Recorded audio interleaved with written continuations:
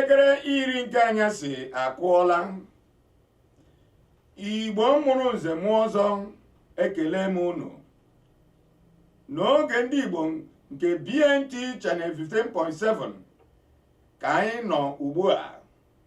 Igbo m ji eme ọnụ, unu emena nwụchu. O ji ngaji eri ya echetakwana onye ji aka. Tọọnụ ntị n'ala ka unu nụrụ isiokwu anyị jiri mere akụkọ. Ọkọ akụkọ bụ m JJMC. Onye eze Mpama Owere dị na ahịa azụ Mbaise bụ eze Francis Ogoko ọnụgo otu nke mbụ echiere onye prezidenti ekwere azụ bụ Chris Okeke na oriakụ ya bụ Chinyere Davnet echichi chief na lọlọ dịka ugo eji eje mba na udodie nke mbụ nke ndị Mpam.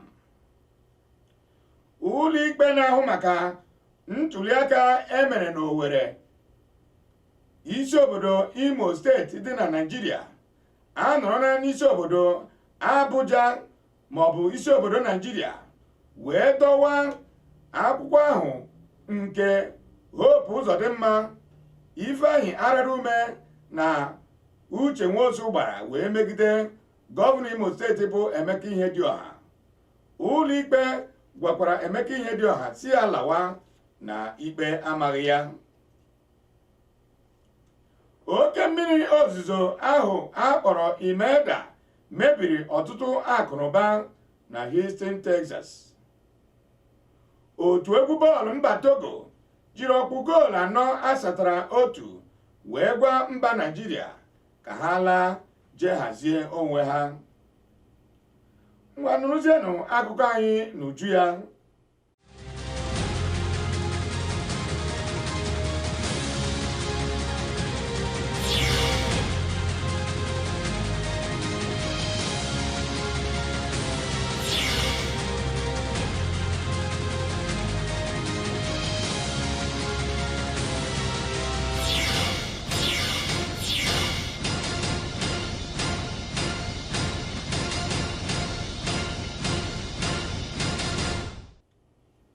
Eze Francis Ogoko ọnụgo otu nke mbụ nke Mpam Ekwereazụ kwụrụ onwe ya echiele onye prezidenti Ekwereazụ na Houston, Texas bụ Chris Okeke na oriakụ ya bụ Chinyere Davnet echichi dịka ugo eji eje mba nke mbụ na udodie nke mbụ na Mpama Owere kwụrụ onwe ya na ahịa azụ Mbaise dị na Imo steeti. Ọtụtụ mba dị iche iche n'elu ụwa ezigarala mba Naịjirịa ozi ọṅụ na ekele maka emume indipenda ha mere n'izuụka gara aga. Mba ụwa dọkwara na Naịjirịa aka na ntị si ka Naịjirịa teta n'ụra.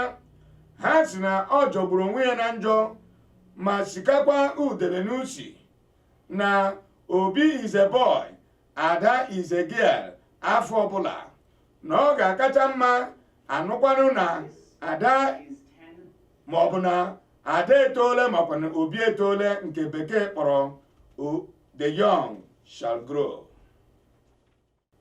Akụkọ ndị a unu na-anụ si na BNT Channel 15.7 na Houston, Texas na-abịara unu. N'ịga n'iru ka anyị gakwanụ n'ọdụ ahịa.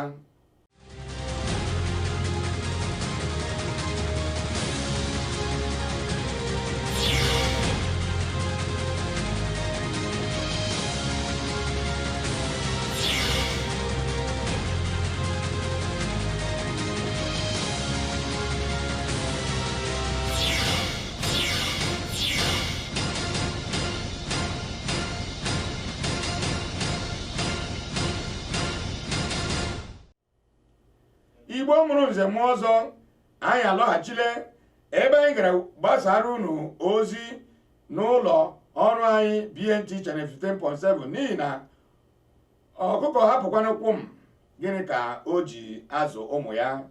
Igbo tụrụ ilu sị aka anyị kwụ aka ekpe akwụọka n'aka anyị, na mmanụ akara dịkwa n'ụtọ ọwụ onye ratụ ibe ya aratụ. Tupu anyị aga n'iru n'akụkọ anyị, gerekwanụ isiokwu anyị jiri mere akụkọ ọzọ. echiele onye prezidenti Ekwereazụ nọ na Houston, Texas echichi chifu ya na oriakụ ya n'obodo ya kwụrụ onwe ya bụ Mpamowere dị na kansụl ahịa azụ Mbaise, Imo steeti dị na Naịjirịa. Mmiri ozuzo akpọrọ Imelda alaala ọtụtụ akụnụba n'iyi n'obodo Houston, Texas. Otu egwu bọọlụ mba Togo jiri ọkpụ goolu 4-1 wee gwa mba Naịjirịa si na ihe a abụghịkwanụ ụkwụ nnama ji esi lọkpanta aga Gariki, Enugu. Ka anyị gakwanụ n'iru n'akụkọ anyị.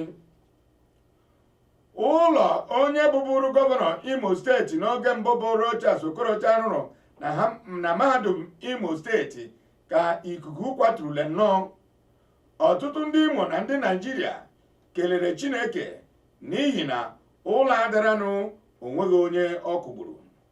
Mgbe a na-ajụ ọtụtụ ndị mmadụ ajụjụ, a sị na ọ bụ ihe butere ya bụ ọdịda ụlọ a bụ na ihe ejiri rụọ ya bụ ụlọ bụ nnọọ adịgboloja. By former Governor Anayochukwu Rochas Okorocha, the one the IPOB people prefer to call Okoro Hausa. The building he built collapsed in what would have been a national tragedy. That was yesterday, being Wednesday, that happened in Imo State. Now, the state would have witnessed an unprecedented condolence visit. You can see from the pictures here. How can this happen? This is a building that was recently done. As we talk, Imo State witnessed yet another building collapse as campus of Imo State University in Abo, built by former Governor Rochas Okorocha, who is now a senator of the Federal Republic of Nigeria. That just collapsed. The campus, which was one of those, because again, when we say these things here, people say we don't like Okorocha. In the latter days of his administration, he started building, structures, many of them unplanned, but all they wanted to do is to see how they can siphon money. The campus in question, which collapsed, was one of those buildings that he hurriedly did immediately. The past governor, during the twilight of his administration, again, luckily, no life was lost. The campus is not, as we speak, operational. According to an eyewitness who spoke to JJMC, the building, which were uninhabited, came down this afternoon. My people, have you seen this thing? A building recently built came down that afternoon of yesterday after a very light shower, a very light rain. It's not even a heavy rain. It's not like the one that collapsed in Onitsha, where beneath the one-story duplex that was washed away. No, this is just a very light shower that lasted about 15 minutes. When Ngenje Media asked the people, the person in Ngenje Media interviewed said, I was coming back from my in-laws' place this afternoon at about 2 p.m. after the small rainfall. While passing the school area, we were hearing small rumbling. And before we could know what was going on, the whole building collapsed. Hi! Okorocha would never left. The moment Ihedioha came in, remember, the roundabout, those sculptures, all the court garden, has collapsed. Remember, Okorocha was the only governor that can build bridges without roads. We saw the bridges that he built in Imo State collapsing. It will be recalled that the said campus was one of the buildings in which the Nigerian Society of Engineers, COREN, had asked Governor Meki Ihedioha to shut down, as they recommended that all the tunnels, flyovers, and public buildings built by former Governor Anayochukwu Okorocha failed their integrity test, as they are unfit for human use and human habitation. You see, Nigerian, if it is a place where we actually do things well, as we speak now, people should be in prison. You know why people should be in prison? Because someone inspected that project. Someone signed it off. Someone signed off the design. The question is, why are the people not asking the right questions? Even the governor that is new, the Emeki Hedioha, he's been going round. He's been going around, and people are beginning to say, this guy, was he equally prepared to even govern? But that is not the story for today. We are watching, JJ Media is watching Ihedioha, because very soon, if he starts going the way of Iberiberism, we will help him to be Iberiberized and expose his Iberiberism. We are leaving no stone unturned. And here at JJ Media, our job is to look at the orifice of every single public holder in the southeastern Nigeria, review what they do, bring it to public glare. If they are doing right, we at JJ Media, we praise them. We receive no money. We are not interested in their money. If they are falling short, we will squeeze them. We will expose them. We will wash them like a rapper. Na Cherobin Junction, Owerri, isi obodo Imo steeti, Nigeria, ka ndị ogbuara ọbara jiri egbe wee tụla onye njem Jasper Ndụbụakụ bụ Bruno Uchechukwu ala mmụọ. Nke a bụ maka egwuregwu bọọlụ. Super Eagles, waiting they happen, waiting they share, we want no. Shayna Winch, I been landing, no matter their plan, no, we go still they fly.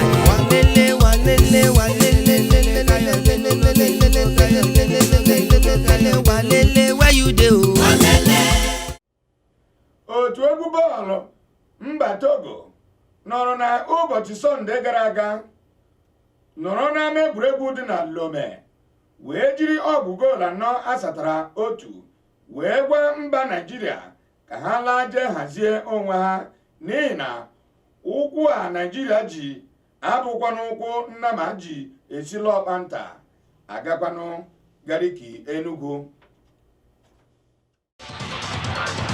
The home-based Eagles are in danger of missing out on next year's African Nations Championship after the team this evening suffered a 1-4 defeat to Togo in the first leg of the qualifier. MPFL joint top scorer last season, Sunusi Brigham, gave Nigeria the lead after just 8 minutes before the home team drew level 16 minutes through Richard Nani, who got his brace in the 70th minute. The home team increased their lead from the penalty spot to 3-1 and then made it even more difficult for Nigeria by adding a fourth goal in the closing moments of the contest. The Chan Eagles, who reached the 2018 Chan final in Morocco, will now need to win the return leg in Asaba next month by at least 3 unreplied goals to go through to Cameroon 2020. Liverpool have retained their 5-point lead at the top of the table as they became the first team to win their opening 6 English Premier League games in successive seasons, with a fiercely fought 2-1 victory over Chelsea at Stamford Bridge. Trent Alexander-Arnold and Roberto Firmino this evening handed the league leaders 2 first-half goals. Chelsea, who put up a spirited fight back in the second half, pulled a goal back with a superb effort from N'Golo Kante. Now, the second defeat of the season left them 10 points adrift in 11th. Pierre-Emerick Aubameyang's stunning free kick helped 10-man Arsenal come from behind to beat Aston Villa 3-2 in a pulsating encounter at Emirates Stadium. In the lunchtime fixtures, West Ham comfortably beat Manchester United 2-0 at the London Stadium. Wolves forced Crystal Palace to a 1-1 draw at the Selhurst Park. Namechi nọrọkwanụ isiokwu anyị jiri mere akụkọ ọzọ. Na mpama Owerri dị na Ekwereazụ na kansụl ahịa azụ Mbaise ka a nọrọ wee chie onye prezidenti Ekwereazụ nọ na Houston bụ Chris Okeke na oriakụ ya bụ Chinyere Darnet echichi chief na Lọlọ dịka Ugo Ejedemba na Udodi ya nke mbụ nke mpama Owerri kwụrụ onwe ya. Onye chiri ha echichi chief na Lọlọ a bụ Eze Francis Ogoke ọnụgotu nke mbụ nke mpama Owerri na Ekwereazụ ahịa azụ Mbaise kwụrụ onwe ya. Oke mmiri ozuzo ahụ ndị ọcha kpọrọ Imelda alaala ọtụtụ akụnụba n'iyi na Houston, Texas.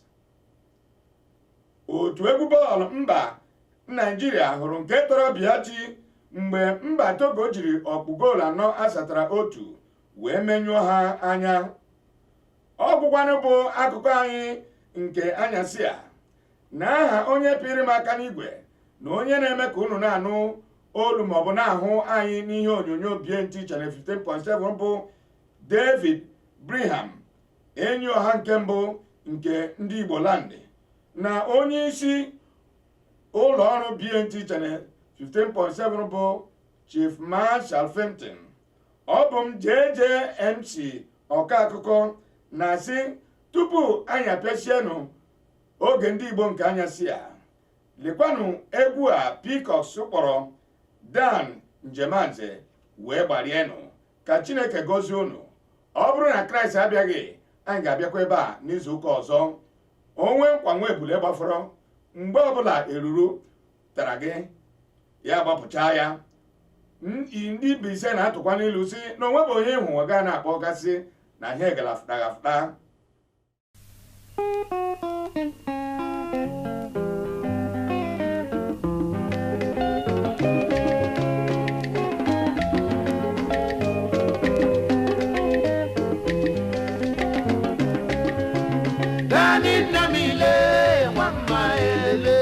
Rekere na biama wanje manse orule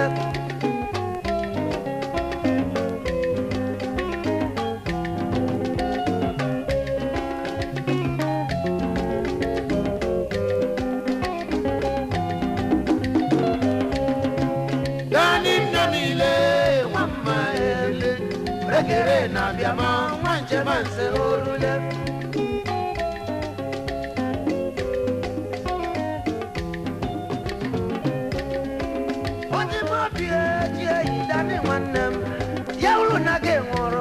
Biada samobia Whoa Dani wanem Rekere na biamonya wanje manse orule Dani namile wamma ele Rekere na biamonya wanje manse orule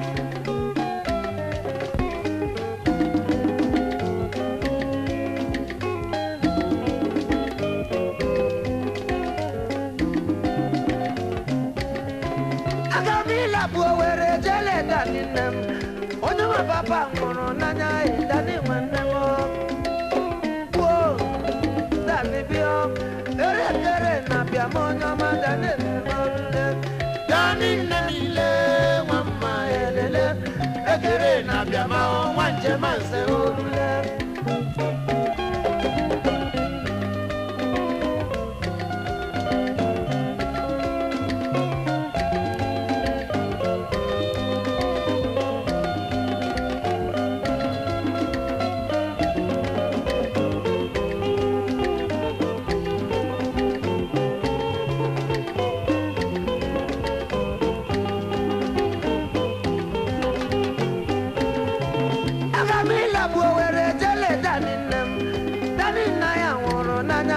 Samobia Whoa Daninem Rekere na biamonya manje manse orule Daninamile wamma ele Rekere na biama manje manse orule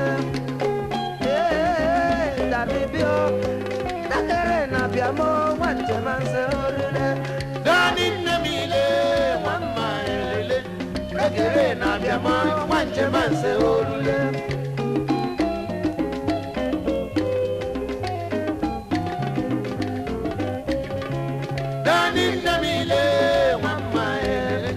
Rekere na biamo wanje manse